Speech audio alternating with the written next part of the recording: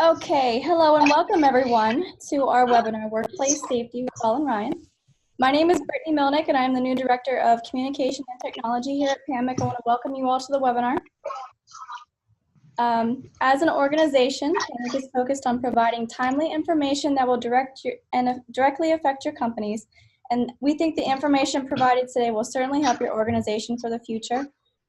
We are focusing today on workplace safety, and presenting this information is Colin Ryan.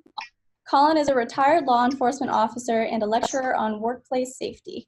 Now, before we begin, we would like to first thank our 2018 Premium Gold sponsors who support our education throughout the year. We could not have webinars like this if it wasn't for their support. So our 2018 sponsors are Baker Tilly, Donegal Insurance Group, Jen Ree, Guy Carpenter, Markham, Munich Re Hartford Steam Boiler, Mutual Boiler Re, Pennsylvania Lumbermen's Mutual Insurance Company, Swiss Re, and Willis Re. And again, without their support, these educational webinars would not be possible.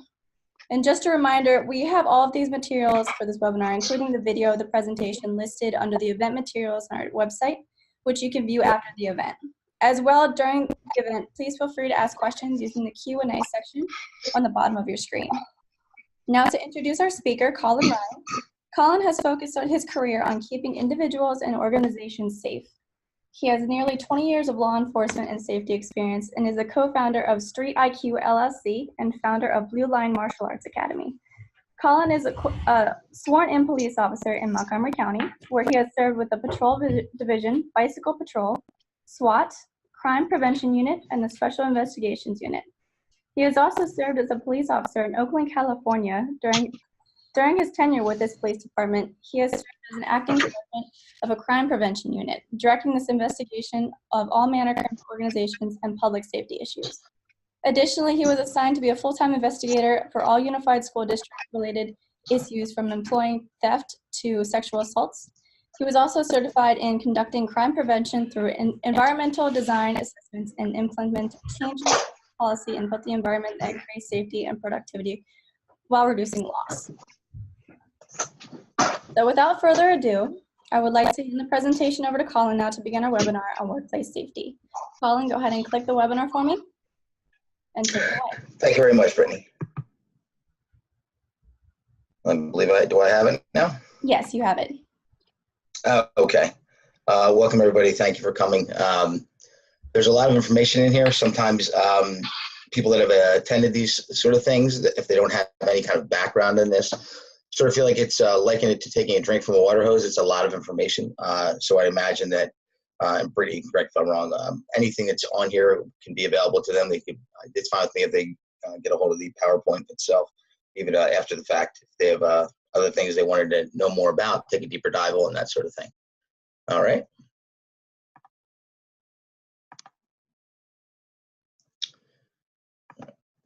Pardon me, my technical difficulties. There we go.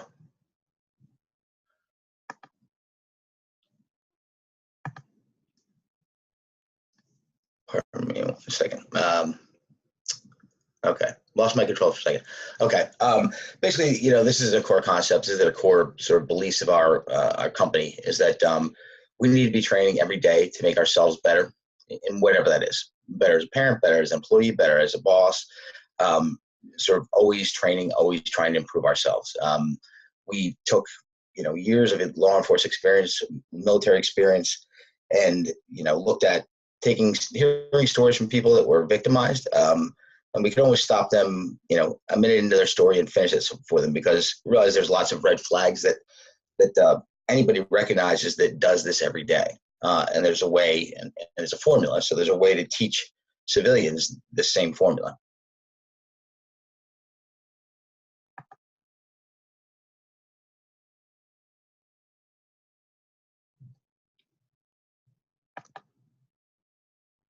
Sorry, folks, a little slow to respond.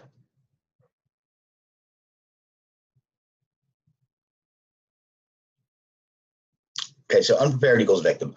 And I sort of touched on this in the last slide. The amount of preparation you should do should be, correlated to what outcome you're trying to achieve.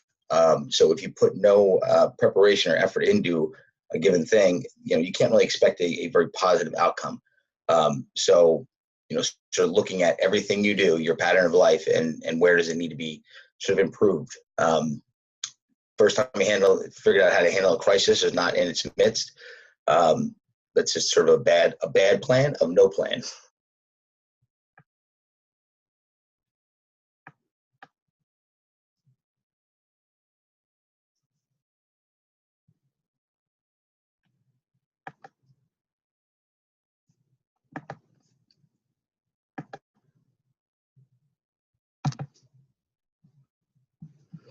Okay, awareness can be broken up into many different component parts. This is sort of the big three, the sort of the cornerstones of awareness. You could write volumes on different aspects of awareness. What we really need to focus on is personal, situational, environmental. Your personal awareness looks at, what are your abilities? Your personal abilities are, what physically can you do? What mentally are you capable of doing? Morally and ethically, what are you capable of doing? Simple things of if you don't know how to climb a fence and a dog was chasing you, well, that's an avenue of escape that's not available to you. So understanding being aware of what your abilities are, what you can do. Situation, that changes constantly, obviously, as you move into throughout life, throughout the day. You're constantly in different situations, different kinds of social dynamics. And the environment is, it's the built environment, the physical environment. How familiar with yours are you? Or are you someone that's on the road a lot? And if you're traveling a lot to different states, different countries, how much diligence do you put into understanding the environment that you're entering? You can't tackle all of awareness, but if you kind of break everything down into these three component parts, it becomes a manageable task.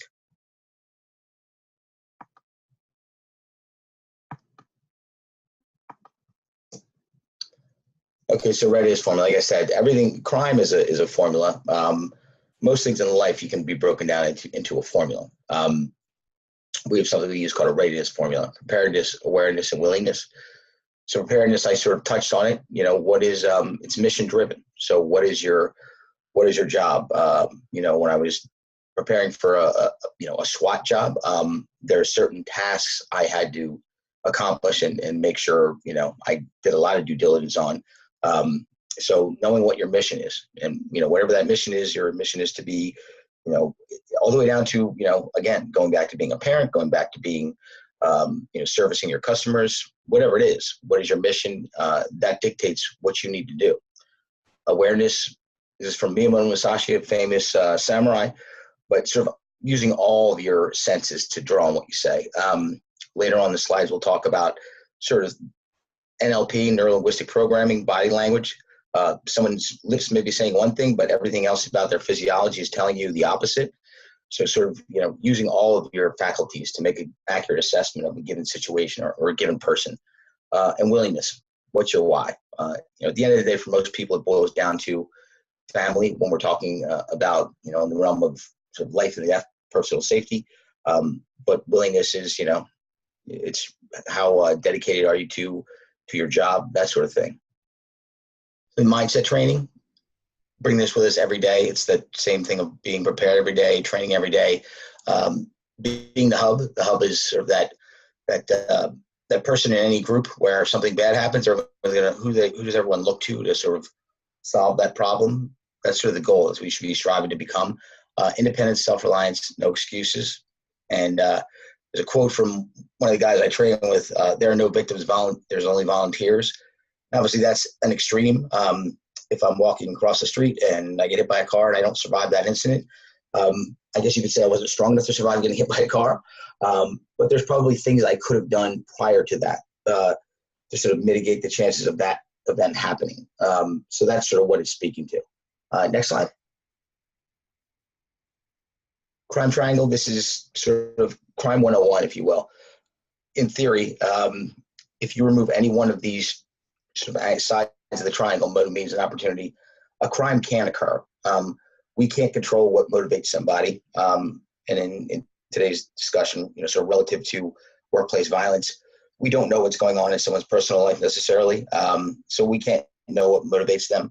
The means in which they're going to use, we can look at things like how are people in your organization about, locking doors that are supposed to be locked, not giving access to people that aren't supposed to have access. But really the only thing we can control is opportunity. And that's sort of your reactionary gap.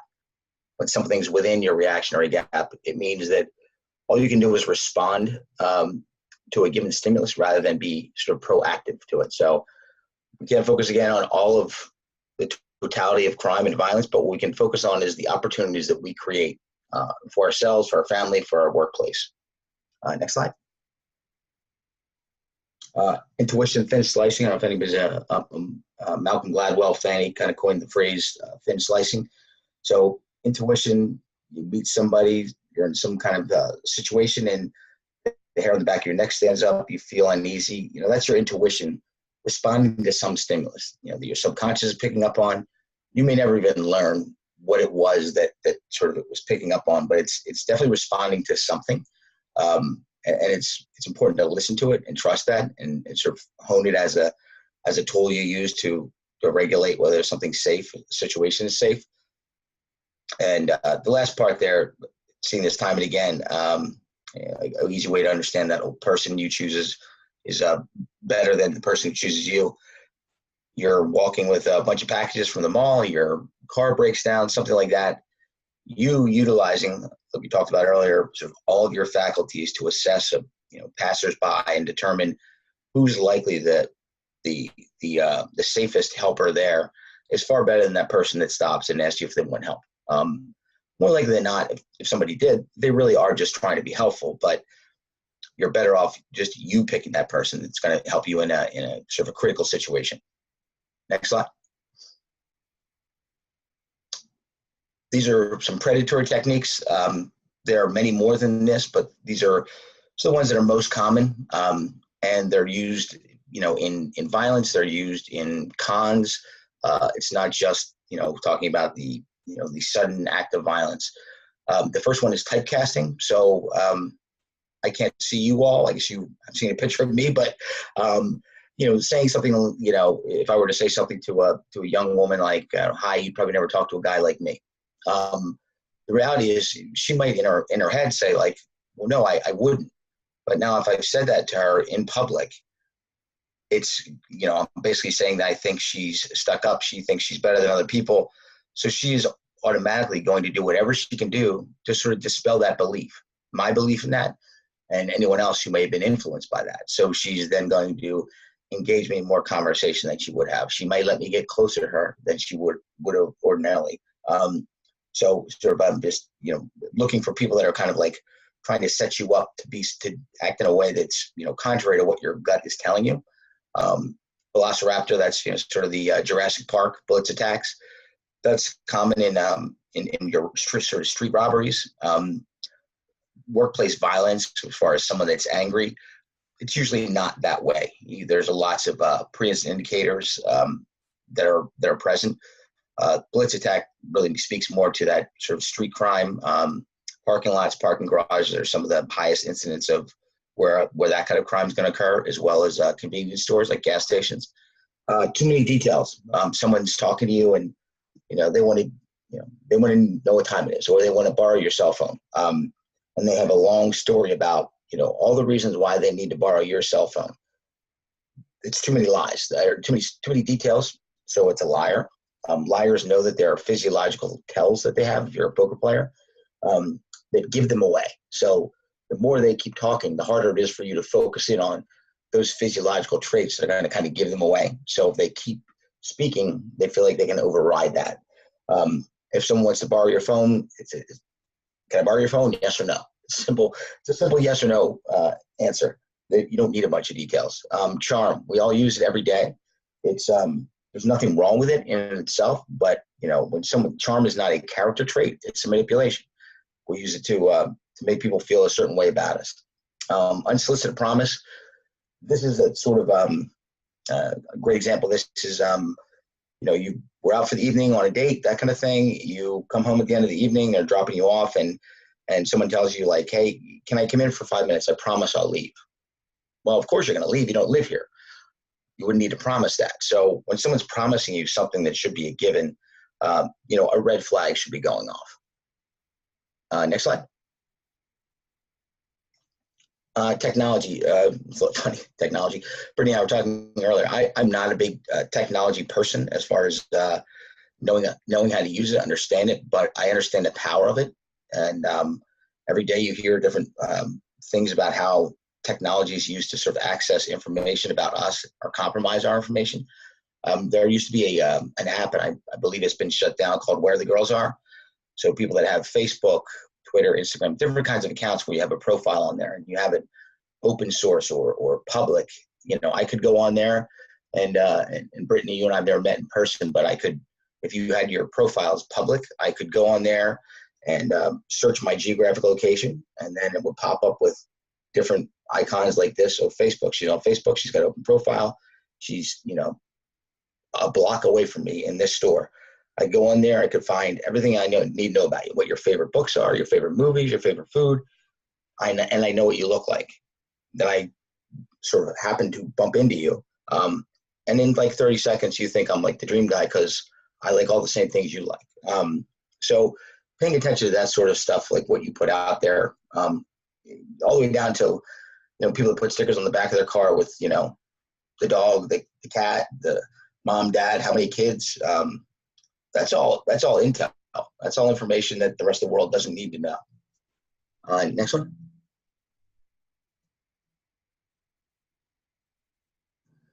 Surveillance detection route. Again, this is generally a 3-day course for tier 1 military operators, but just paring it down to certain distinct parts of it. If and Brady, I'm sorry, I keep using you as an example, but so if we're out shopping at the mall, it's a good example, and I see you at a store. Well, that's just, that's an accident. We could be shopping in the same store. And then a little bit later, you're in a different store and you see me again. Okay, well, it's possible. It could be a coincidence, right? But the third time, it's probably surveillance. Like, what are the chances that you and I are going to shop at 3 of the same stores at the same time, right? So paying attention to that sort of thing. There's different ways to sort of detect that. If you're driving and you feel like someone's following you, if you were to make a quick succession of right or left turns, eventually you just, went in a circle, right? So if someone's still behind you, either driving or on foot, they're definitely following you, right? Reading any environment, but parking lots are an easy way to sort of think about it, because parking lot, if you think about it, kind of looks like lines of a book, if you will. So every environment you go into, you look at as you read a book, left to right, front to back, and you're looking for certain things that are going to, indicate to you that there's a problem there. It's every car in the parking lot, windows are clear, but there's one car whose windows are steamed up. It tells you there's, it's condensation on the windows. There's somebody in that vehicle. So sort of just moving it through life, constantly running that sort of observation. Lifelines, keys and phone. Probably everyone's heard the, maybe you walk a dog and you walk your dog for a walk and it's dark out and you're usually on the phone with your pretend friend, thinking that will be a deterrent to people. Or, you're in a parking lot and you're walking from a store to your car and you put your keys between your fingers. Those are 2 critical lifelines. Your phone is, even if it's shut off, law enforcement can access it and have it pinged so that they can triangulate where you are with a fair degree of accuracy. So that's, and it's maybe the thing that you're going to use to call for help. Keys are, that's the thing, police are there after the fact, whether it's, workplace violence or street crime. They're there to take reports and sort of gather evidence. They're not there to they'd like to be there ahead of time, but they're not going to be. So you may be the one driving yourself, out of harm's way to the hospital, that sort of thing. Awareness bubble, it's goes back to speaking to that reactionary gap thing. You decide how big it is. It may be 5 feet, it may be 20 feet, but you're responsible for everything that comes inside that bubble and leaves that bubble, and not just bad things. Could be things that are, an advantage or disadvantage to you or somebody else. But, sort of putting yourself on notice that I'm responsible to be aware of what's going on around me at all times. So not just when you're driving. Driving down the road, you see a car in front of you and you think it's going to switch to the other lane just by looking at how the person's positioned themselves in the lane.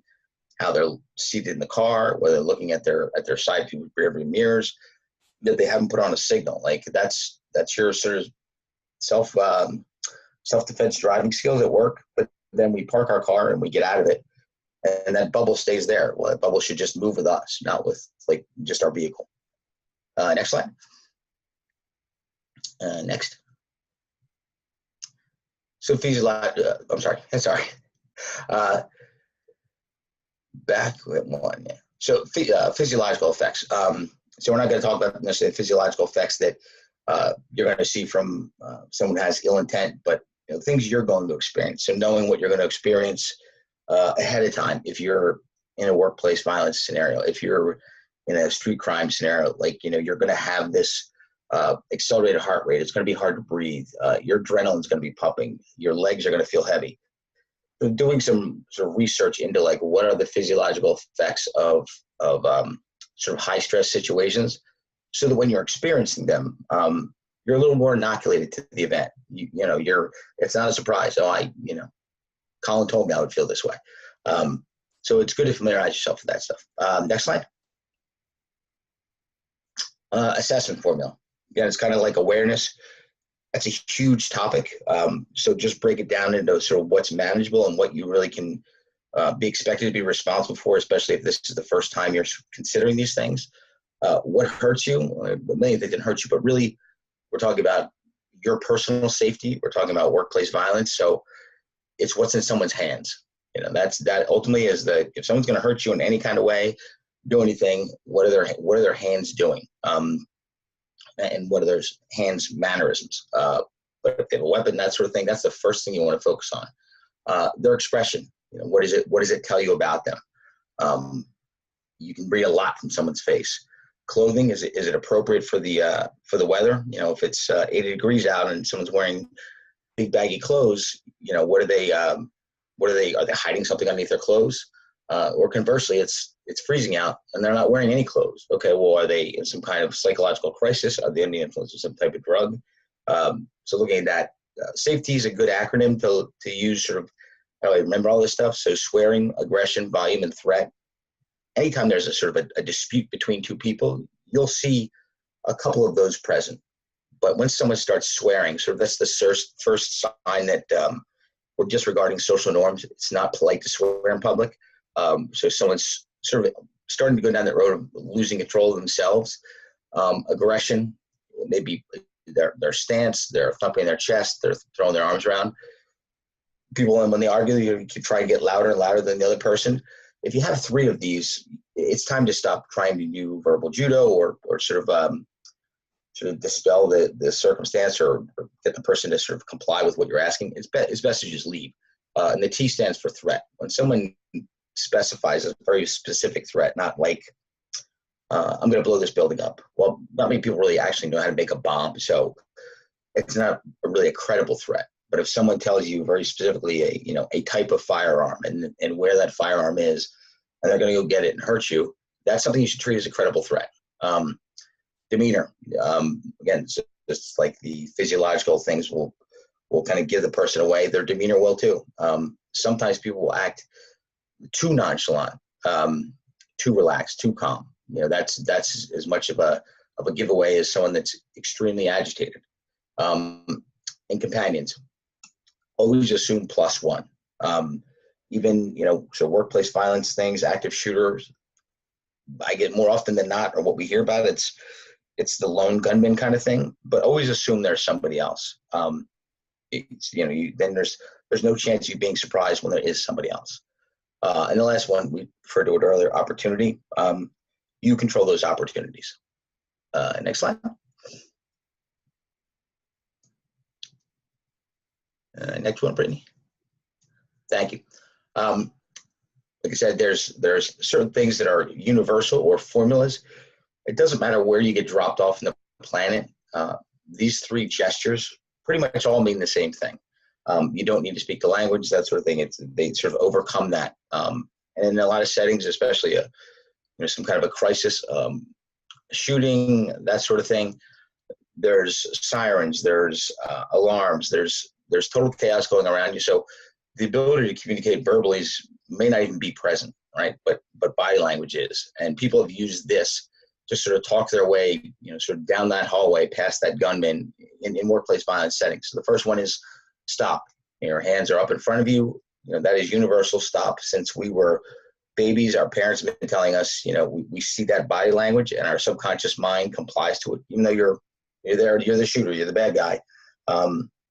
You see these gestures that have been made to you since you were an infant. You comply. It buys you that moment in time where you can, where you as the potential victim can get away. So telling someone to stop, calm down, palms down. We don't speak to our peers with our palms down. You would never turn to a peer and with your palm down say, hey, sit down. You would say palm up. It's more like a helping gesture, like the third one there. That's more asking. The middle one is telling. A lot of politicians, if you look at just about every president, does some version of a palm down gesture. And they'll turn to like pointing with their thumb, that sort of thing. But only someone that's dominant over somebody else will speak to them, gesturing towards that person with a palm down. And then the last one, open arms. How can I help? Right? Generally, in what we're talking about today, workplace violence, that's not necessarily a bad guy. They're not, their goal is to maybe hurt somebody, but they're a person in crisis, right? It's probably the worst day of their life, that whatever that thing was that sort of caused that break, that snap, that they're now trying to hurt people. So, sometimes what they want is someone to just listen to them. And you only need to sort of portray that, active listening, I'm here to help thing long enough to get yourself, to that door, to that exit, to get away. Next slide. Threat cues. So we talked about these earlier relative to, this is sort of the physiological stuff that the bad guys will do. It's where your SAVE-T acronym comes in. Threat cues, clenched fist, dropping chin, all these sort of things are something everybody does. It's a natural human trait. It's not a trained trait. This is just how humans react to when they feel, agitated, when they feel angry, when they feel, sort of at that point where they're getting into a violent mode. OODA loop at the sort of the third one down there. Colonel Boyd was a fighter pilot in World War II, and he sort of coined that idea of an OODA loop, and we use it for everything. It stands for observe, orient, decide, and act. So everything we do, even standing up, getting out of your chair, sitting down, walking out a door, going to get a cup of coffee, you go through that same thought process: observe, orient, decide, and then take some action. So, that's where, going back to that stop, calm down, how can I help? Trying to engage that person in conversation, you're interrupting their OODA loop, their ability to sort of, continue on with whatever the plan they had. Active listening, you guys are probably familiar with this if you've ever done, they do it in sales training, they do it in police interrogation training. Sort of that active listening and empathetic listening, they're powerful. Those stages of violence, they sort of speak to that SAVE-T acronym. So looking at the intent, the interview, the positioning, the attack, the reaction, that's all sort of part of that whole thing. So looking at those physiological traits, where is this person in that sort of continuum of violence? Next slide. And these are resources. There's a lot of them out there. These are just ones that I know of, that I've utilized. They can be, a big asset to you. Megan's Law, I probably once every quarter have, a company that contacts me. They, generally speaking, they do a background check on employees when they onboard them. For whatever reason, this employee got brought on, they didn't do a background check. Someone did some digging at some point, and they find out that they're a predator, a Megan's Law registrant. So, it's good to sort of and those Megan's Law needs to be updated every 3 months. If you're a registrant, you're required to. I've actually found a bus stop that was actually placed right in front of an elementary school bus stop that was placed right in front of a predator's home. In the school district where I live, they didn't run Megan's Law checks on, sort of overlay that map on their bus route map. So it's just a good tool, and anybody can access it. App Index, the one down lower right-hand corner there, it's a great company. I believe it's in Newtown Square. You could give them a location and a date in the future, sort of far future, and they can predict with a fair degree of certainty sort of what the conditions will be when you get there, as far as civil unrest if you're traveling out of the country, that sort of thing. Next slide. And that's conclusion. Eleanor Roosevelt said this during a time of war.